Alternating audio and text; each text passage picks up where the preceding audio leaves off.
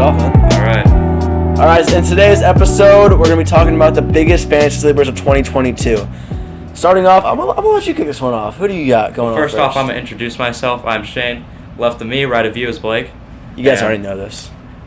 For sure. But anyway, first up on the board, we got Devin Singletary. Had a very strong finish to his 2021 campaign. I think he was a lot like Leonard Fournette, except Leonard Fournette went to the Super Bowl last time, and Devin Singletary only saw 2 playoff games. Yeah, I think instead of playoff Lenny, we have full season Singletary. That's what you're going to call it? Season Singletary? Half season Singletary? Really? I'm talking about this year, because last year he was on and off. I mean, sometimes he put up 22 points, sometimes he put up a big old, 5 or 6, and it'll let me down and lose me money. But I mean, the big thing is... It was more towards the end of the season where he was racking up those big games. Towards the front of the season, he was more hitting 5 or 11s.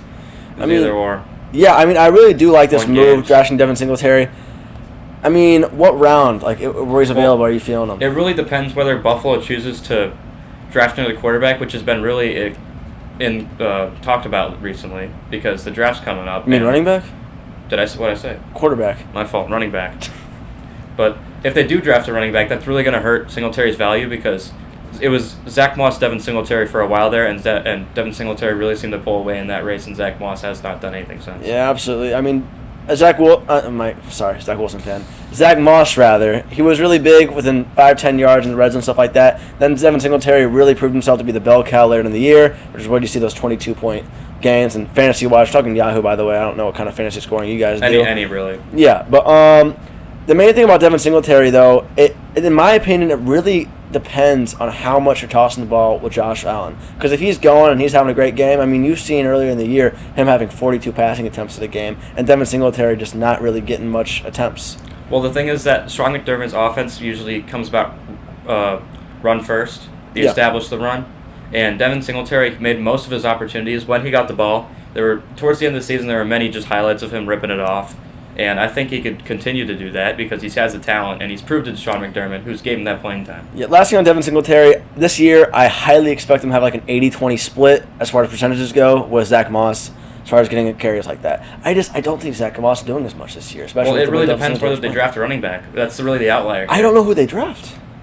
Nobody knows. That's a good point. Yeah, I still think he's a sleeper. I think he's a later round pick. I think he could be a 4th or 5th round pick. Depends on whether you got other guys in your draft that also like him. I think he's a little risky. It really depends on the draft. Each draft is different. I honestly think you could find him in the 7th or 8th round.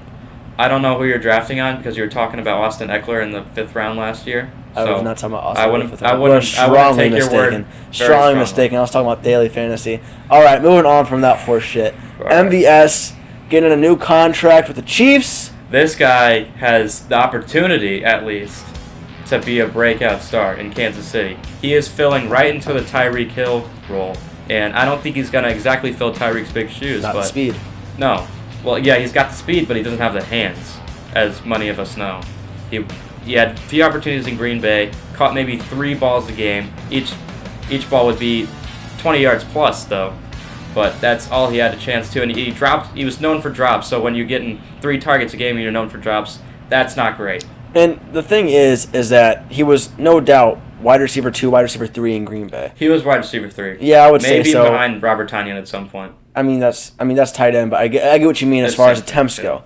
But with me, I've heard people talking about, and it was like the dumbest argument of all time. People saying, going from Aaron Rodgers to Patrick Mahomes, they were saying, Aaron Rodgers is a great quarterback, obviously, and that's why he was getting those kind of numbers, which in the first place, numbers weren't that good. He didn't have numbers. I know, but when he did, he'd have huge games. Like I remember one game, he was like the deep threat all game long, getting a ton of targets from Aaron, and then nothing really happened for the rest of the year. The thing is, Patrick Mahomes, the way he can extend plays, and especially with Tyreek being gone, I don't only see him being a wide receiver 2. I see him being like a wide receiver 1B. Because I'm sorry, but Juju is just not that kind of guy. As compared to Tyreek, he's just not it. Juju's a great talent. I won't disagree with that. That's not even to be argued.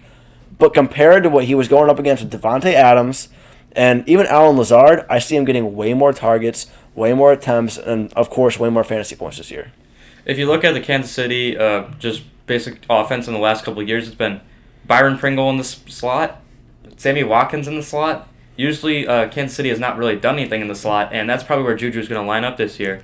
So I wouldn't put too much stock in Juju, and I'd put all my stock in MVS, who could be a really late round pick, probably 8th round, and he could return some value there. All right, moving on. Let's talk about these rookie QBs going into their second year.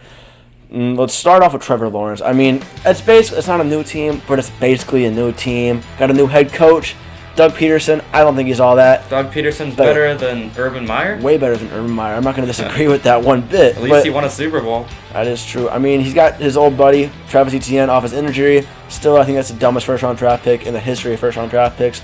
Maybe there's something to say about Alex Leatherwood with the Raiders. But he was pretty funny in his press conference. He was pretty funny in his press conference. Yeah. But I really think that Trevor Lawrence starts putting together this year, starts making major steps towards being the kind of quarterback that he was expected to be coming out of college. So I see him hitting. I see him hitting Christian Kirk a lot, putting together good numbers, and of course relying on Travis Etienne. And who knows? Maybe Travis Etienne is a total bust, and Trevor Lawrence still struggles and throws a lot of interceptions. We just don't know. But I really do see him at the end of the day putting together 20, 25-point games consistently. All right. Well, it really starts off with up front. And the Jaguars just recently signed Brandon Scherff, who I think was a really good sign. He was a Washington guard, but now he's coming to Jacksonville. Jacksonville really doesn't have any guys up front, so that's going to be working towards them, but still, franchise tag Cam Robinson. Yeah. I just don't. Why? Well, when you have no talent, the franchise tag, got to pick somebody. I mean, he's not wrong.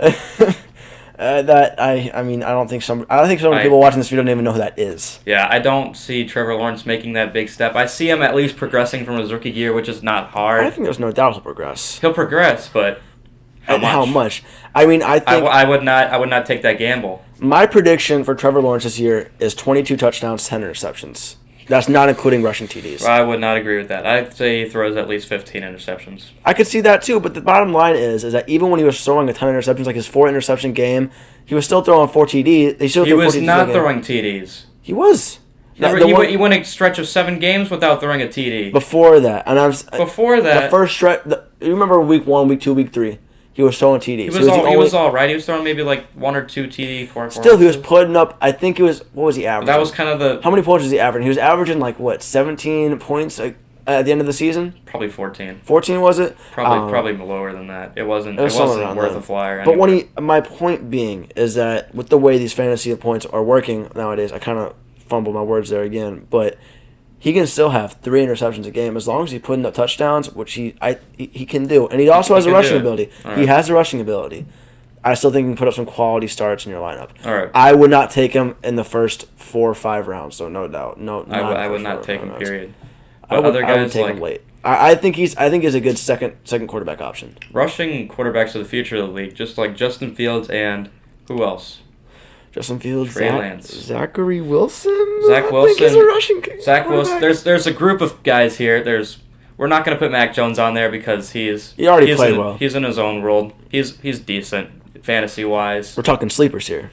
And so we got Trevor and Zach over here, and we got Lance and Fields over here.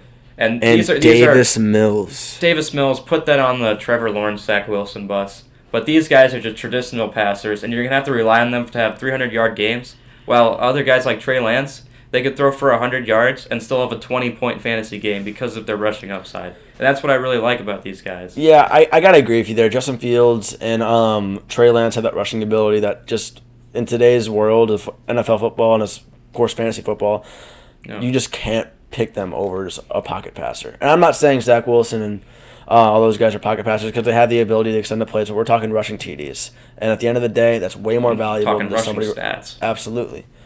So that's pretty much what we got for the second year QBs. Let's move on to somebody you wanted to talk about. Let's talk about some super sleepers. Let's get real super deep. Sleepers. All right. I'm talking. First off, we're talking the entire Houston Texans. I want to go first with Nico Collins. Okay. Wide receiver 2 last year. Didn't really put up huge numbers. He maybe had like a 500-yard season. But Davis Mills' first year, he struggled early on. Tyrod Taylor played, not great. But towards the end, really started to pick it up. But Brandon Cooks was the really beneficiary guy here who notched his 1,000-yard season. Guys have been in the league since 2013. They re-signed him recently. He's been in the league since 2013, had his 1,000-yard season every single year but one. Well, I'm for one flat out sick of this Davis Mills slander out of nowhere, saying that he's not a quality starting quarterback. Did I say that? People have been saying, I've been looking on Twitter, It's bullshit. And to piggyback off of Brianna Cookson, I think Davis Mills puts together another, yes, I say another, because last year was a quality quality year, rather. And I think Brianna Cookson benefits off that, and he benefits your fantasy team off of that. I'd say Brandon Cooks is a must draft because he's always available in the mid to late rounds, and he's always solid, especially in best ball. He's the guy you need in best ball because you don't want to start him every week, but every week if you got a guy who's slumping, Brandon Cooks will always fill you in with that 11, 13-point game. What round would you take Brandon Cooks in? What round would I take him in? That's really hard because I haven't done a lot of mock drafts recently, but last year he was going deep. And I'm sure that stock's only rising, so I'd say 7th, 6th or 7th. 6th or 7th. I think that's. I'd say a lot of these guys are on the 6th or 7th range. Well, I want to talk more about Nico Collins because I think a lot of people don't know about him, and I agree with you. I think he can really have a breakout year. Rookie last year, he didn't really have a great season, but he does have the physical attributes. He's a really tall guy, and when he's out on the field, he makes his presence known. Like he has a couple. He has a lot of highlight catches that you can check out on YouTube that I think could make him a star, but he didn't get the targets that other wide receivers got last year. And I think if he got the targets, he could really show up. But that Houston offense is still really flat. They don't have a running game going. They don't really have any offense going, so they can't move down the field. And if you can't move down the field and get first downs, then you can't produce. And that's pretty much the benefit at the end of it. Real quick, and we didn't plan on talking about this, but I need to talk about this. I get that I'm a fan, but put my bias aside 1 second. The New York Jets have some quality rookies that I think, not rookies rather, second-year players who I think are really beneficial to draft, especially later in the rounds because nobody wants to draft a Jet. Michael Carter, in my opinion, especially now that we have LaDainian Tomlinson on the front line. Sorry. LaDainian Tomlinson? My bad. Get my names. Yeah, Lincoln. Sorry. Get my names mixed up. All right. That'd be pretty cool. Yeah. I know it would be cool. He's like 16 years old. Shit. Anyway, what I was saying is, you got Michael Carter, who, in my opinion, was great last year. He just didn't get all the reps because of Tevin Coleman. But you look at him, he had these breakout plays, drunken off 30. Like the one thing I always said, he's a guaranteed 4 to 5 yards. Even last year, when we had one of the shittiest O-lines in the entire league, think of what he can do this year with some offensive line help. I think the Jets are going to draft a running back in the draft. Let that impact your move on when you're going to draft him. Again, he's a later round pick. That's what I'm saying here.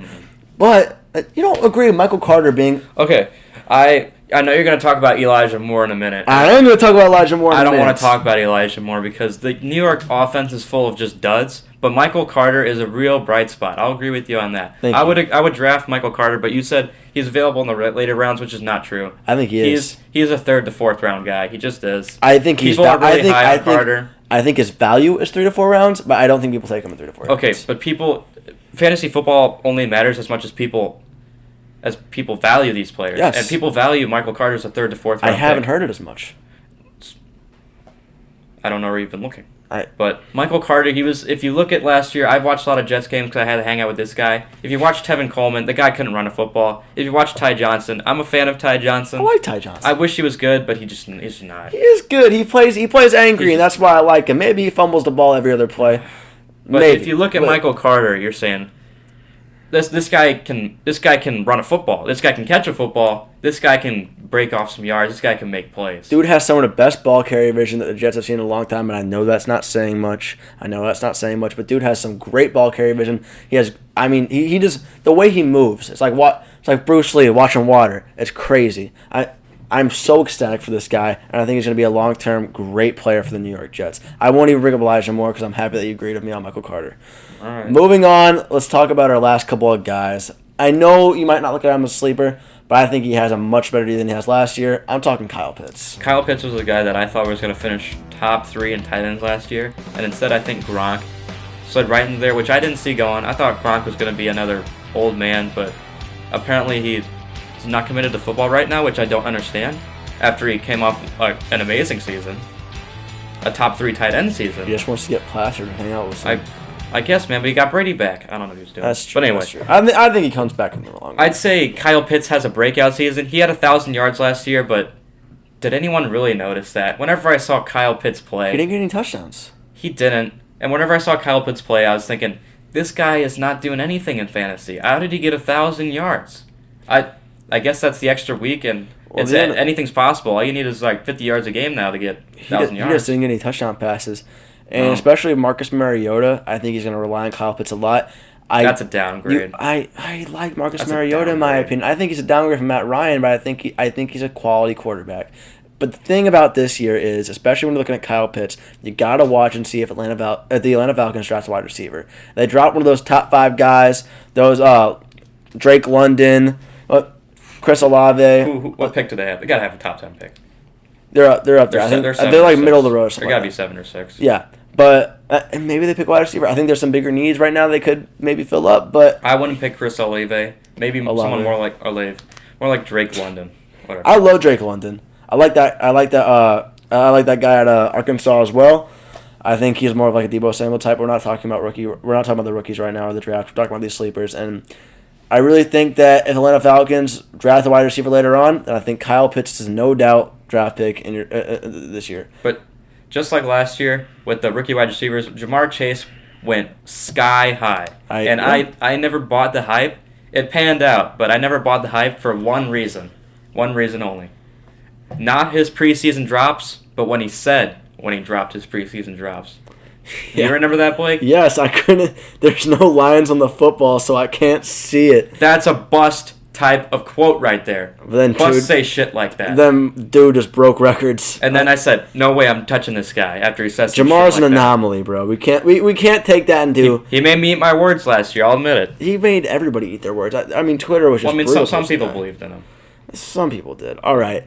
Well, let's finish things up. Let's talk about Brevin Jordan. Brevin Jordan. Who knows Brevin Jordan? I don't want to ask that. Anybody knows who Brevin Jordan is. I had to explain to you who Brevin Jordan is before this. It was a while ago. I looked him up, and now I really like the guy. I bet you did. Brevin Jordan, my super sleeper last year, 20th round pick in best ball. My guy. Drafted 5th round tight end from the Houston Texans. If you couldn't tell, my guy's Michael Carter. This is his guy. This is not my guy, but... You just said he's your guy. Well, you just said, I quote you, huh? These are the quotes. This is my guy. Back with the program. Brevin Jordan was a 5th round tight end pick last year by the Texans, and I was high on him since the beginning. He was inactive for the first half of the season at least, but when he got his action, he was a tight end. He was a TD machine. How many touchdowns did he get, Shane? How many touchdowns did he get? He got 4 touchdowns, boy. How many touchdowns? 4 touchdowns. With who? With whoever. With star-studded talent like Davis Mills. But he only played about 8 games, and about half those games he scored a touchdown. This year they're getting a new coaching staff, not new offense, but new offensive look. Davis Mills was kind of flung into the system. Now he's got some time. I think that's going to change everything. They don't really have any new guys yet until the draft, but they do have a King's Haul of draft picks and first-round picks and second-round picks to work with, and just total picks. That could change the entire team, really. And real quick, just to piggyback on Davis Mills, if you can't tell, I like Davis Mills. Not as much as Zach Wilson, but I like Davis Mills.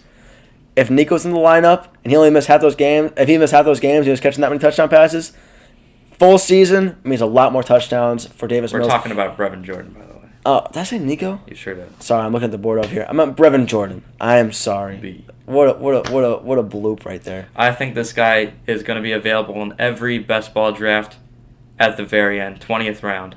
I'm calling it. So if you need somebody nobody to draft, knows him. I think everybody knows him. I think he's an easy. People knew him last year. Sometimes I'd be lurking around the 20th round. People are picking kickers before this guy. Sometimes I'd be lurking around the 20th round and somebody would snatch Brevin Jordan from me. I like him. No, again, you brought him up earlier. I looked him up. I'm a big Davis Mills guy, and I think he's going to be great. He's got to pass to somebody. And Brianna Cookson and Brevin Jordan. The other tight ends, Jordan Akins. I've been trying to think of his name all day. Jordan Akins. Yeah. Is best known for dropping a ball because of sunlight in a dome. You remember that? I don't remember. Wide open. Half the end zone. Oh. Wide open. A little patch of sunlight on him. I forgot his name again. What's his name? Jordan Akins. Jordan Akins, yeah. Deshawn Watson throws the ball right at him, hits him in the helmet. Can't believe it. That's his career highlights. That's all I have to say. And that's all I have to say about Brevin Jordan. That's who he has to beat, and also, is what I mean. by the way, he's a no-doubter that he's not a sleeper, but for some reason people are saying that Deshawn Watson is going to have rust. The dude is not going to have rust. He is a top 5 quarterback in the league, and he's going to go off in fantasy. Crazy things have happened. Shut up with that. He's got Amari Cooper and Nick Chubb. You can't fail in that system unless your name's Baker Mayfield. And Deshaun Watson is a different kind of player than Baker Mayfield, and I think we already know that. Baker Mayfield didn't fail in that system, though. He failed in that system. Granted, he had a torn labrum, and he was walking on one leg. He made the playoffs last year. Whatever. He beat a team in the playoffs last year. You're talking the year before. Yeah. Last year before. You guys know what I meant. Well, I think we're going to wrap up things there. That's all the guys we have. I think we're going to make another video on this in about a week or two. Yeah. Try to see, just I don't know, we'll probably make a new list every 2 weeks, you think? Yeah. I don't know. Let us know what you guys thought about our list in the comments. Hit us up on Instagram. DM us on your thoughts. Who you guys as a sleeper. We'd love to hear your thoughts. Maybe we'll bring it up in the next episode. All right. Well, this has been Offseason Sports. I'm Blake again. Thanks for watching, guys. Yo, I look forward to the 8th month of the year when I pack my bags and catch a flight to where? Hi. Orange juice.